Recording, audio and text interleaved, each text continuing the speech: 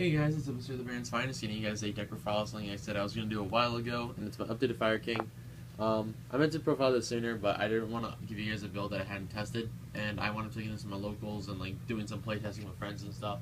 And I actually like this build, admittedly. This build's been performing relatively well. I love the consistency. It's actually been drawing, for the most part, well. I mean, granted, drawing Granix kind of sucks, but what can you do about that? But I want to take this to my locals, and I wound up going 2-1. Getting first place, beating Evil Swarm and Light Sworn, and losing to Blackwings. I would have actually beaten the Blackwing guy too if he didn't have like that set wiretap. Like, he had the wiretap from my one of my tech traps in this deck, and I immediately I just lost at that point. I couldn't do anything, but he did a great job. I give him props for it. It was a really close game, but not to mention I also didn't side, and I feel like if I sided, it would have helped at least a little bit. But let's only get started on Fire King. So. Start off with the monsters. I do play the 2 Fire King High Avatar Garunix. Garunix, in my opinion, is still an amazing card. Even if you can't... I know like a lot of the stuff this form is like, oh, well, we're immune to destruction, or we gain something when you get destruction from us. Garunix deals with those, typically like those kind of cards one way or another. Like in the Shadal matchup, if you can't destroy the window, you can run over the window. If you can't run over the construct, you blow up the construct.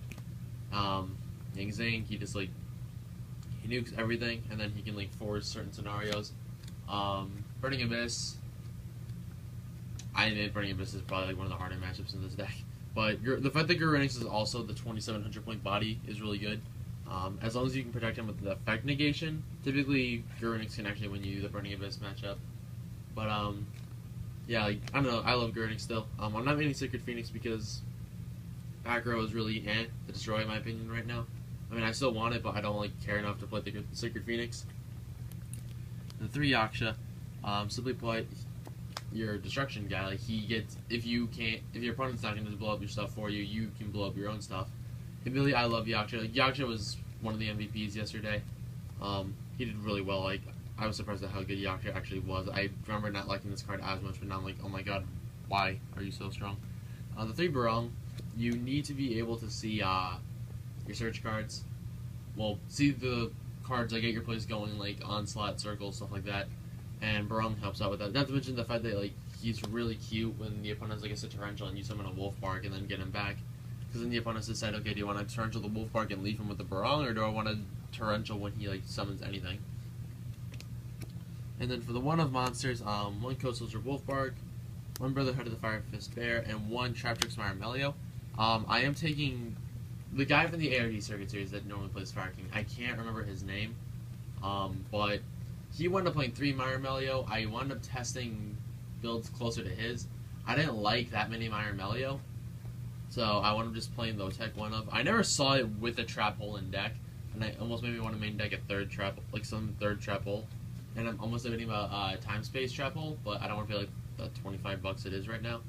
So, yeah, just the 1 Maramelio with the 2 trap holes. I mean, it's still okay. The trap holes are good, but I just wish I could see the Maramelio first. 2 Card D. This deck has some inconsistency issues at times where like you really need like a little bit more draw power to get your deck going. So I just put the card cards. Not to mention when you combo it up with the 2 copies of Swift Scarecrow.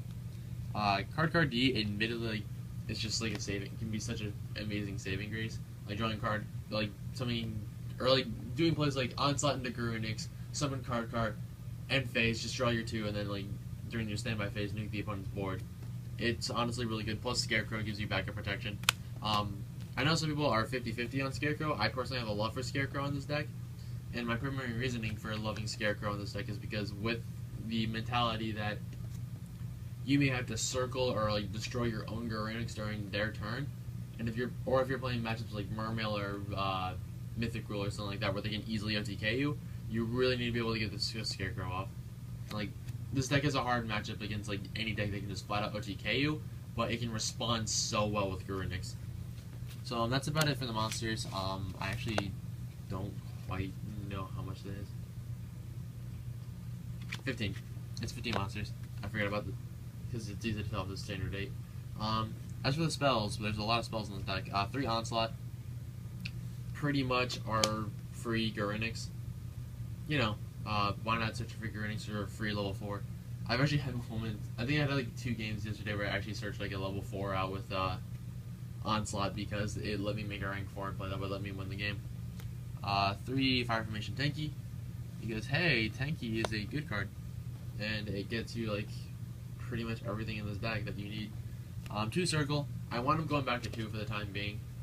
I actually never complained about only having 2 Circle. Like there was never a complaint about only having 2 Circle or wanting the 3rd. It was just solid at 2.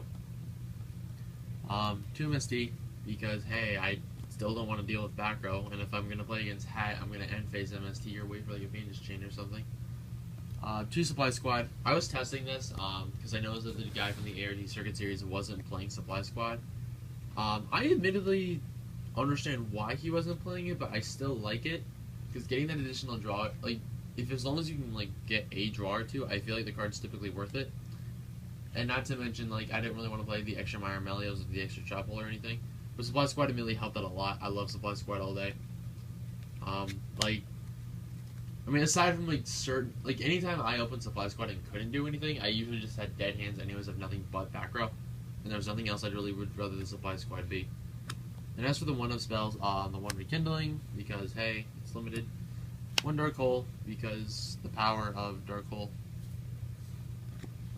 Book of Moon, because Book of Moon's Book of Moon. Soul Charge, because it's the 2nd Rekindling. And then the 1 Forbidden Lands, because you need to be able to protect Gorinix. And I prefer lands over stuff like Wiretap, primarily because your dudes are relatively big, but there are instances where like your opponent may try and crash something or like run over you. So then you can just land them and drop them down to your level and then take away their card advantage. So that's it for the spells, and onto the traps. The traps I play 1 Bottomless and 1 Trap-Trix Nightmare Trap-Hole. Or Trap-Trix Trap-Hole Nightmare, excuse me. This is my Trap-Hole lineup for the Meyer Melio. I do really want to try a Time Space Trap-Hole because there were instances where I was like, wow, why can't I actually play a Time Space? But I mean, it still worked out well. I really actually got off the Nightmare, but Bottomless I got off a decent bit. For the last 2 1-outs, I play the 1 Torrential and the 1 Warning. I don't really like. I feel weird about Compulse in this.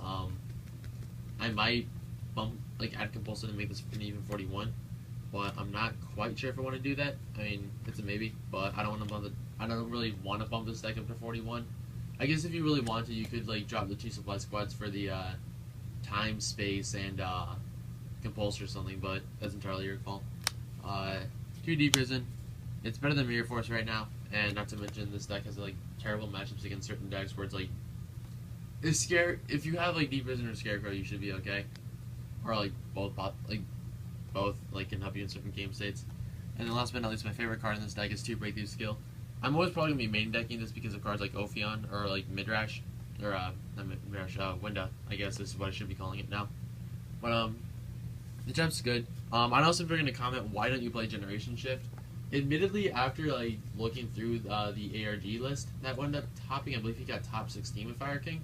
I actually understand why he did not play Generation Shift, and I can kind of agree with it. Gen Shift is only a game 1 card, and not to mention it can be inconsistent at times.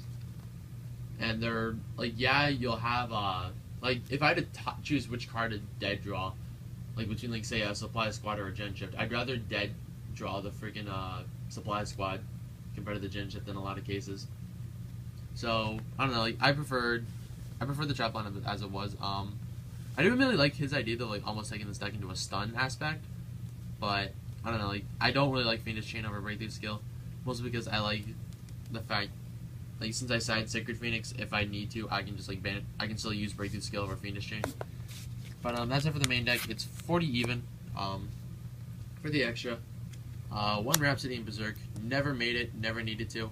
It like there were times where like there was I wanted to make it in my Light Swarm matchup, but I never had the good opportunity to.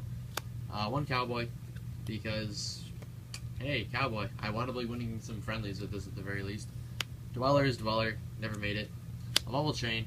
I actually had a play where I tried to make this and then I believe it got warnings, but like I had Circle and I was gonna dump Gorinix, but it really wasn't the best play at the time because I forget what the factor was that made it so it wasn't, but you know, a Bubble Chain is a Bubble Chain.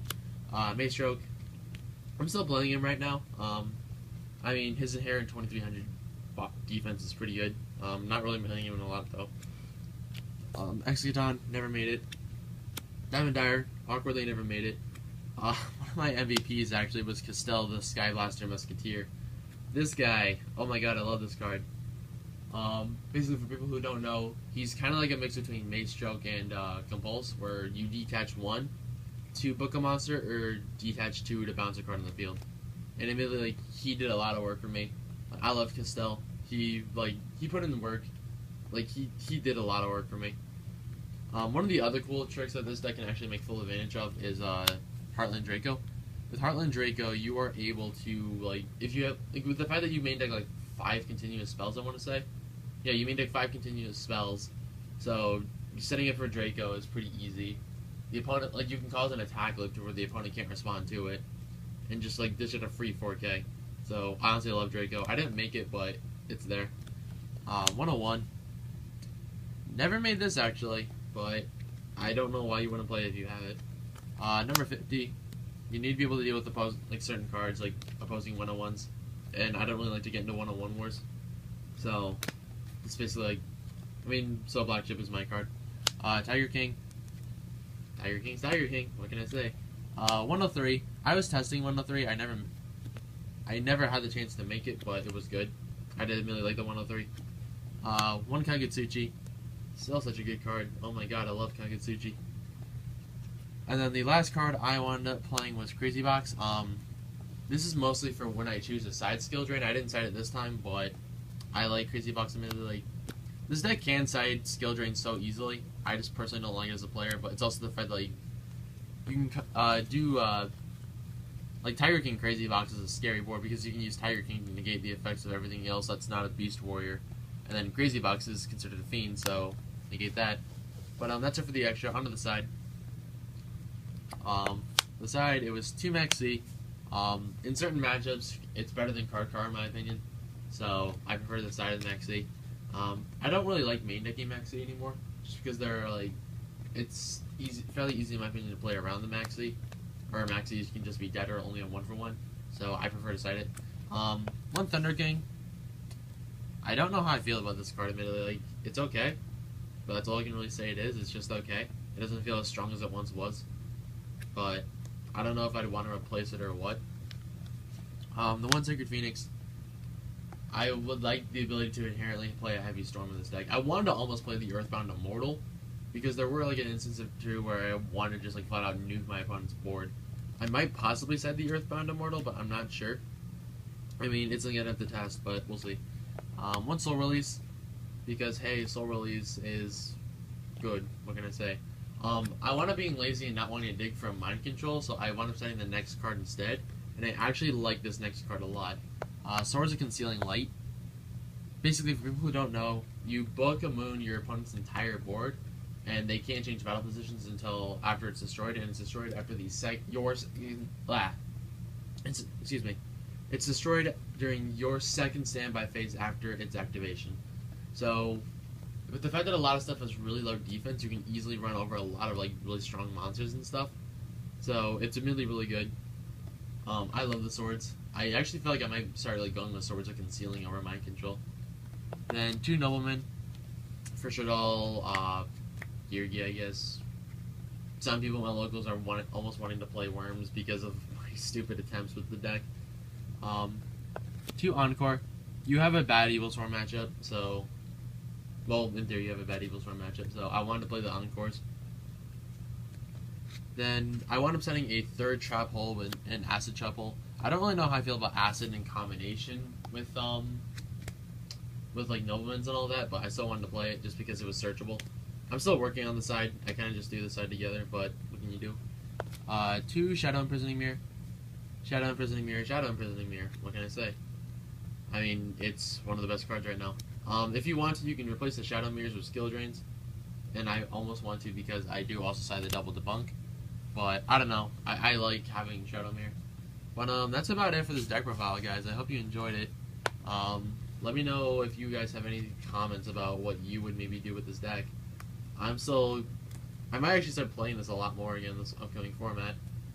Well, in this format, actually, just because of, like, you know, it's decently strong. I feel like it's okay against everything. I do want to play against Stellar, though. And I know some people are like, oh, why didn't you play Lightsworn? I almost did play Lightsworn, but I got too lazy to re-sleeve the deck. So, you know, I just chose to play Fire King instead because I pretty much had it all built together. Just had to like shove a few things in the extra, and that was about it. But that's about it for now, guys. I don't know what's gonna be coming up on this channel. We're gonna be kind of slow on progress for a little bit, primarily because of the fact that I am like getting back into school. Some people in my locals aren't really showing up anymore, so they don't really have content to give me. So I'm getting a lot more self-dependent on my own content, but I'm gonna keep trying. I'm gonna do my best to keep this channel alive as long as I can. And I am sorry that we had to bump the upload rate down to one video a week, but what can you do? You have to do that sometimes. Maybe next summer, or when I can, I'll try and let you guys like a double upload again or something. But that's about it for now, guys. So until next time, peace.